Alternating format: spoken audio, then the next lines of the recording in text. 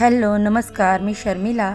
माझ्या या यूट्यूब चॅनलमध्ये तुमच्या सगळ्यांचं अगदी मनापासून स्वागत करते. सर्वप्रथम सर्वांना श्री स्वामी समर्थ. आजचा दिवस तुम्हाला खूप छान जावो ही स्वामींच्या चरणी प्रार्थना करते. तसेच बघा, काल तुम्ही माझ्या व्हिडिओला जे प्रेम दिलं त्या प्रेमाबद्दल तुमचे मनातून अगदी भरभरून असे आभारी आहे. तर आज व्हिडिओची सुरुवात जरा वेगळ्या पद्धतीनेच झालेली आहे. रात्री कपड्याची एक मशीन लावलेली होती. कधी कधी बघा कपडे एवढे जास्त पडतात की 2-3 मशीन पण कपड्याच्या होऊन जातात. तर रात्री झोपताना ही कपडे सुकत घातली होती. तर ती सगळ्यात पहिली सुरुवातीला काढून घेतली, कारण जागा कमी असल्यामुळे रॅक असं उघडून ठेवलं कपडे सुकत घालायला की अजूनच अडचण वाटते. म्हणून सगळ्यात पहिल्यांदा कपडे काढून घेतली, रॅक फोल्ड केला आणि मग त्याच्यानंतर मी झाडू वगैरे मारून सगळी घराची स्वच्छता केली.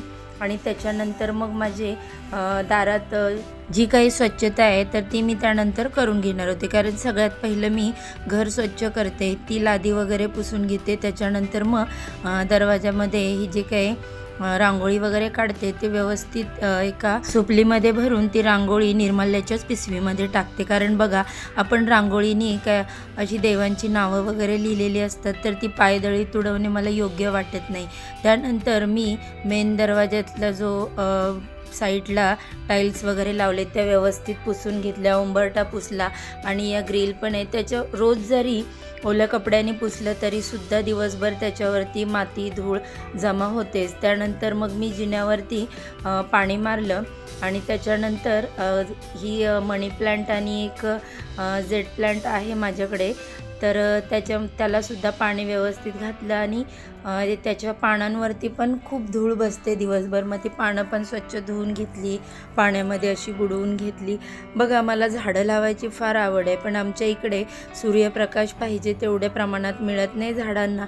आणि कितीही झाडं आणली तरी ती योग्य प्रकारे अशी जगत नाहीत. 1-2-3 दिवस ठीक राहतात आणि नंतर पुन्हा जातात. त्यानंतर बघा, मी इकडे सूर्याला अर्घ्य देत आहे सर्वप्रथम, कारण त्याच्यानंतर मग मी घरातील देवपूजा वगैरे करते, तुळशीचं पूजन करते. पण सगळ्यात आधी सूर्याला अर्घ्य देते. जेव्हा आपण दारातली स्वच्छता होते तेव्हा सगळ्यात पहिलं काम तेच असतं.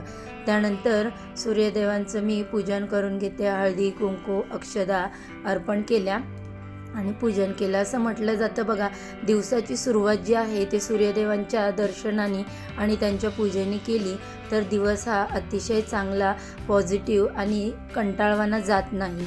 त्यानंतर उंबरठ्याचं पूजन करून घेतलं, छान अशी रांगोळी काढली. कारण बघा, मी माझ्या घराच्या उंबरठ्यावर रोज रांगोळी काढते. कारण रांगोळीमुळे काय होतं, आपल्या घरामध्ये जी पण व्यक्ती येते त्यांच्या मनामध्ये जी निगेटिव्हिटी असते तर ती उंबरठ्याच्या बाहेरच थांबली जाते. त्याच्यामुळे रांगोळी ही नेहमी काढावी. आणि हे कवड्यांचं तोरण हे देखील घराला लावणं अत्यंत शुभ मानलं जातं. तसेच हा नजरबट्टू आहे तो देखील मी इकडे लावलेला आहे.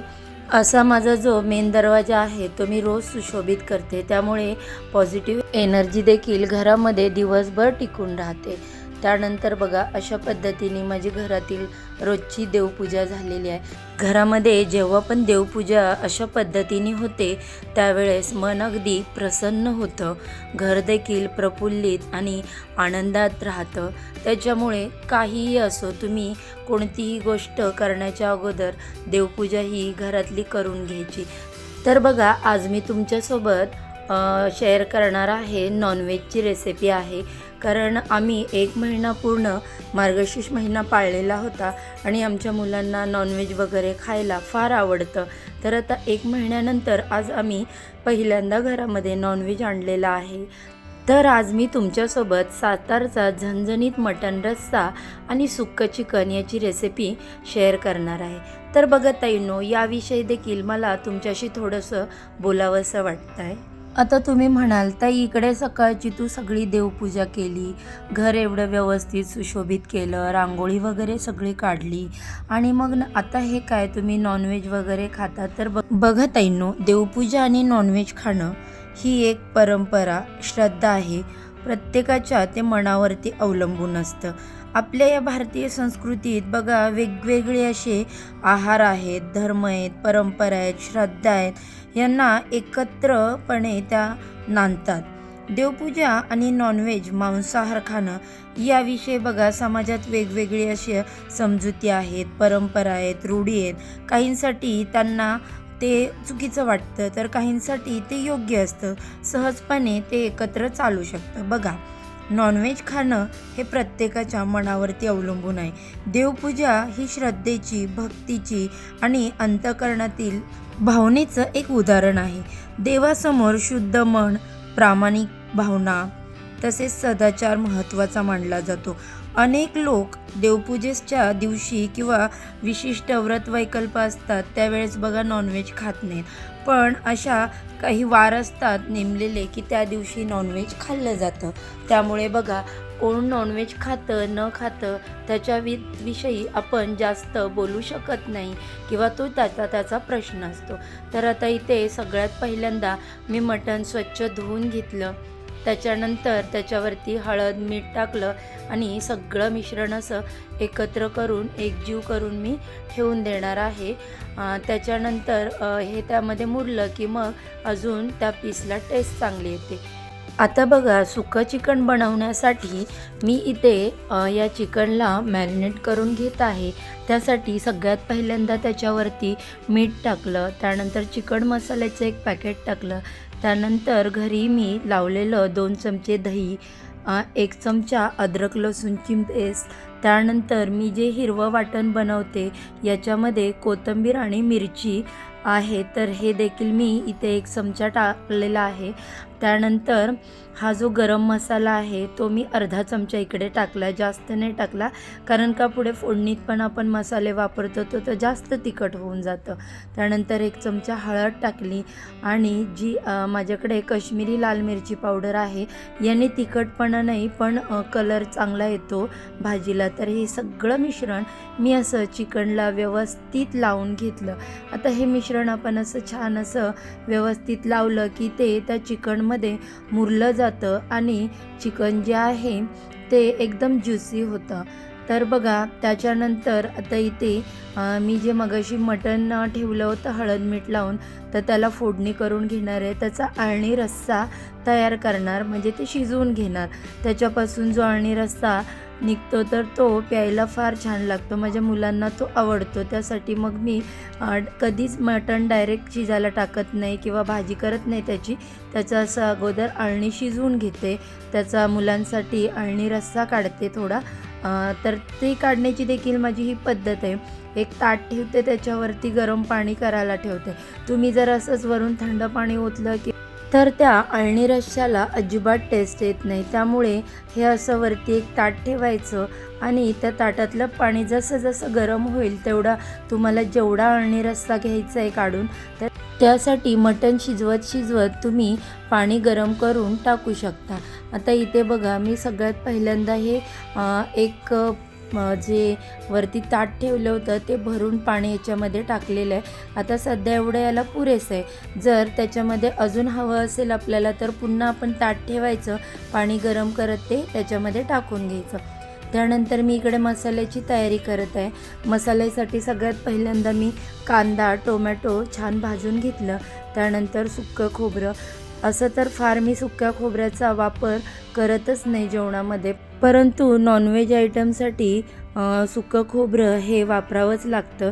तर आता इथे बघा, मी सगळा मसाला तुम्हाला दाखवते.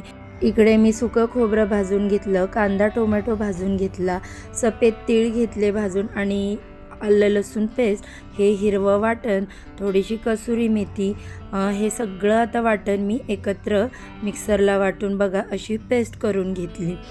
त्याच्यानंतर आता मी सुक्या जे चिकन बनवणार आहे तर त्याला मी फोडणी करते. तर बघा ताईंनो, तेल चांगलं कडक गरम होऊन द्यायचं आणि मग त्याच्यामध्ये आपला हा जो मसाला आहे तो टाकायचा आणि लगेच झाकण ठेवायचं. कारण त्याच्यामध्ये काय होतं की जे पाणी असतं तर ते पाणी साईडून असं तडतड उडलं जातं आणि गॅसची पण खूप घाण होते आणि ते टोमॅटो व्यवस्थित शिजलं जात नाही, त्याचा आंबटपणा राहतो. त्यामुळे मग आपण असं झाकण ठेवून शिजवून घ्यायचं. आता चिकन मॅरिनेट केल्यामुळे आपल्याला त्याच्यात वरून असे मसाले काही टाकण्याची गरज लागत नाही, कारण ऑलरेडी आपण त्याच्यामध्ये सगळे मसाले ॲड केलेले असतात. फक्त आपण ते जो कांदा लसूण खोबऱ्याचा जो वाटण होतं ते टाकून फोडणी करायची आणि झाकण ठेवून मंद आचेवर शिजवून द्यायचं.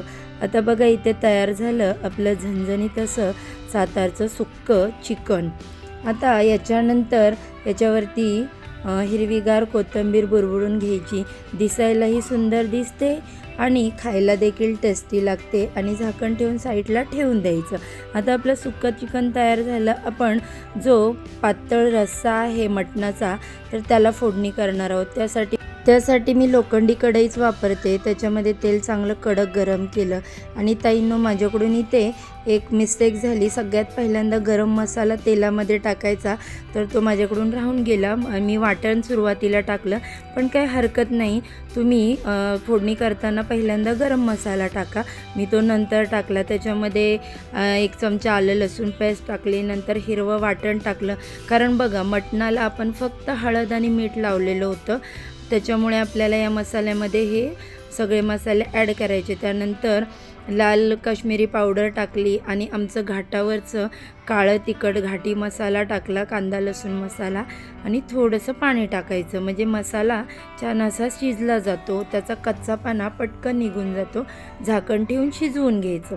आता झाकण काढल्यानंतर बघा अशा प्रकारे मसाल्याला तेल सुटलेलं आहे, म्हणजे आपला मसाला भाजून झाला व्यवस्थित. तोपर्यंत इकडे बघूया आपण मगाशी जे आळणी रस्सा करायला म्हणजेच मटण शिजवायला ठेवलेलं होतं ते मी तुम्हाला दाखवते. आता हे बघा मटण व्यवस्थित शिजलेलं आहे आणि त्याच्यातील जो अळणी रस्सा मला हवा होता तेवढा मी काढून घेतला आणि बाकी उरलेला रश्श्यासाठी त्याच्यामध्येच ठेवून दिला आणि मग भाजलेला सगळा मसाला टाकून एकजीव असं हलवून घेतलं. वरून कसुरी मेथी थोडीशी क्रश करून टाकली. तर तुम्ही बघू शकताय इथे रश्श्याला एवढी छान कलर आला आहे, तरी आली आहे. जेवढा तुम्ही बघताय ना की लाल भडक असा तरीदार रस्सा दिसतोय, दिसायला सुंदर दिसतोय, तेवढाच खायला चमचमीत आणि टेस्टी आहे. तुम्ही नक्की हा करून एकदा बघा, सातारचा झणझणीत मटण रस्सा. तर बघा काही भागांच्या अशा पद्धती आहेत जेवण करण्याच्या किंवा मसाल्या बनवण्याच्या ज्या पद्धती आहेत ती त्यांची वेगळीच अशी स्वतःची खासियत असते. त्याप्रमाणे आता इथं आमचं सगळं जेवण तयार झालेलं आहे आणि आम्ही जेवायला घेणार आहोत. तर आणि हो ताईंनो, या मटणाच्या रश्श्याबरोबर बाजरीची भाकरी अतिशय चविष्ट लागते खायला. त्याच्यासाठी मला आणि श्रीच्या पप्पांना बाजरीची भाकरी बनवले, पण मुलांना ती बाजरीची भाकरी खायला आवडत नाही, त्यांना त्याची टेस्ट आवडत नाही. काळी भाकरी अशी ती लोक बोलतात, त्याच्यामुळे मग त्यांना ज्वारीची भाकरी बनवली. असं तर मी नॉनव्हेज असेल तर तांदळाच्याच भाकरी जास्त करून शिजवून बनवत असते, पण आता माझं तांदळाचं पीठ संपलेलं आहे. ते पण मी कसं बनवते तुमच्यासोबत शेअर करणारच आहे. आता इथे छान असं सुक्कं चिकन देखील मी सर्व करत आहे. तर इकडे माझं आता सगळं जेवण वाढून झालेलं आहे.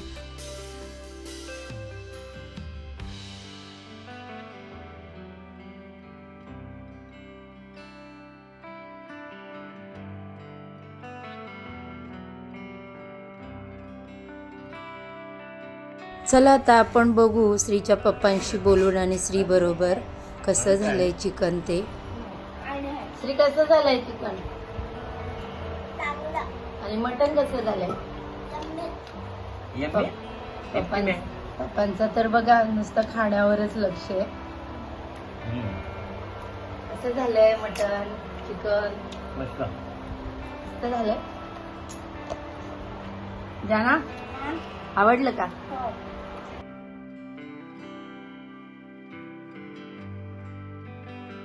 श्रीनी जानूनी श्रीच्या पप्पांनी जेवणाचा रिव्ह्यू तर खूप छान दिलेला आहे. तर ताईंनो, तुम्हाला कसा वाटला हा व्हिडिओज किंवा मी बनवलेले हे तर्रीदार मटण रस्सा आणि सुक्कं चिकन व्हिडिओ जर तुम्हाला आवडला असेल तर व्हिडिओला लाईक करायला विसरू नका आणि चॅनेलला सबस्क्राईब करा. चला तर आजच्या व्हिडिओचा इथेच एंड करते.